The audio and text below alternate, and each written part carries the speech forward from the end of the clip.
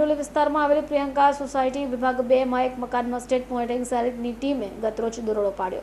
3580 વિદેશી દારૂની બોટલ કે જેની કિંમત 4,80,000થી વધારેના મુદ્દામાલ સાથે એક યુવકની ધરપકડ કરી અને 3 વ્યક્તિને વોન્ટેડ જાહેર કર્યા છે. ડિંડોલી વિસ્તારમાં સ્ટેટ વિજિલન્સની દ્વારા એક મોટા દારૂના જથ્થા પર દરોડો પાડવામાં આવ્યો.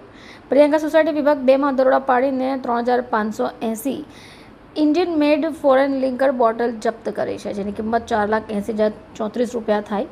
11,160 રોકડ રકમ, 5,000 કિંમતની એક મોબાઈલ ફોન મળી કુલ 4,96,194 મુદ્દામાલ સાથે એક આરોપીને ઝડપી લીધો છે. સોનુ મિલનભાઈ મોરેની ઝડપ લેવામાં આવી છે, ત્યારે 3 આરોપીઓ ફરાર થઈ ગયા છે. ઉલ્લેખનીય છે કે 7 તારીખે સુરતના પ્રવાસે દેશના વડાપ્રધાન નરેન્દ્ર મોદી આવી રહ્યા હોય ત્યારે મોટી જનસભા સેવા સંબોધશે, છતાં પણ એક સ્ટેટ મોનિટરિંગ સેલે આટલો મોટો જથ્થો વિદેશી દારૂ પકડી પાડ્યો હોય. બીજી બાજુ શહેર એક પોલીસની છાવણીમાં ફેરવાઈ રહ્યું છે, છતાં પણ ભારતીય બનાવટનો વિદેશી દારૂ આટલો મોટો જથ્થો દમણથી આવ્યો કેવી રીતે એ પણ જાણવા નહોતું મળ્યું. Bureau report, channel live witness, Surat.